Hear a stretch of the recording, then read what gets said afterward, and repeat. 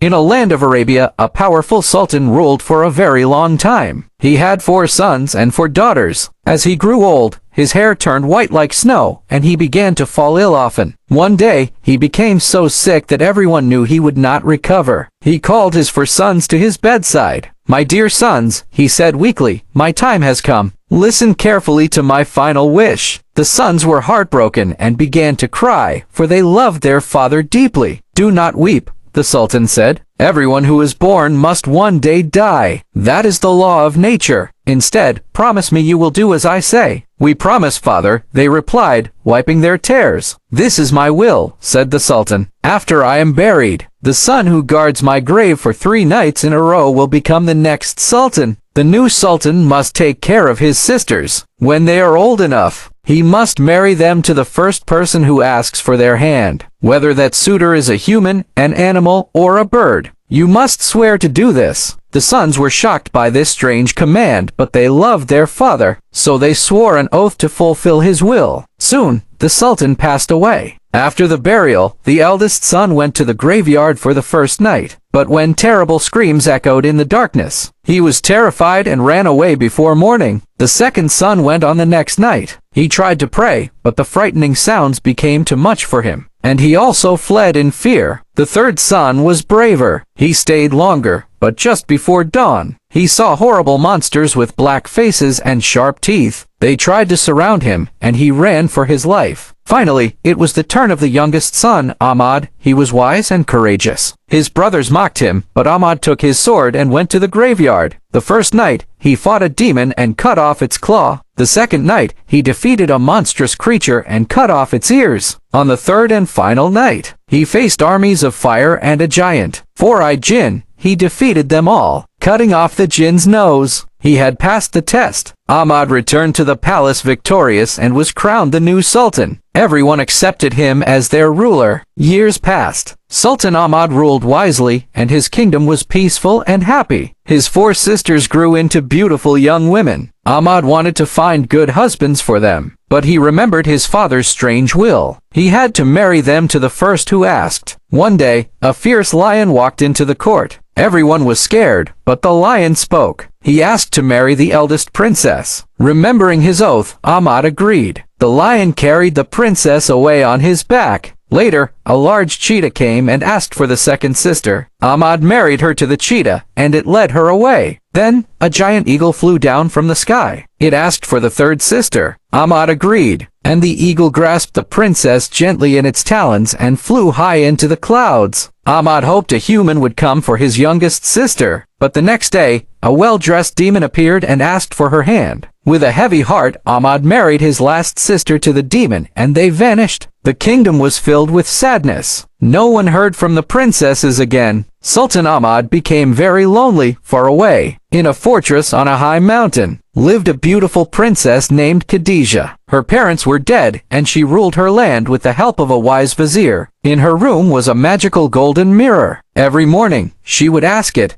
"Mirror, who will I marry?" The mirror always replied, "You will marry a brave and handsome sultan." But the princess was lonely. She decided to leave her fortress and see the world. She planned a pilgrimage to the holy city of Makkah. To be safe from bandits, she disguised herself as a simple traveler. She sewed gold coins into her clothes and left with her old nurse and 2 servants. At the same time, Sultan Ahmad also decided to travel to ease his sadness. He and his vizier disguised themselves as merchants and set out for Makkah. By chance, their paths crossed with Princess Khadija's small group on the road. They decided to travel together for safety. During the journey, Princess Khadija kept her face veiled. Sultan Ahmad had not seen her, but he felt a strange connection to the quiet woman. In Makkah, after their pilgrimage, a breeze blew her veil aside for a moment. Ahmad saw her face and was instantly captivated. He told his vizier, "I must find out who she is." The vizier cleverly spoke to the old nurse and discovered the truth. She was Princess Khadija, and a magic mirror foretold she would marry a sultan. Ahmad was overjoyed. He knew he was that sultan.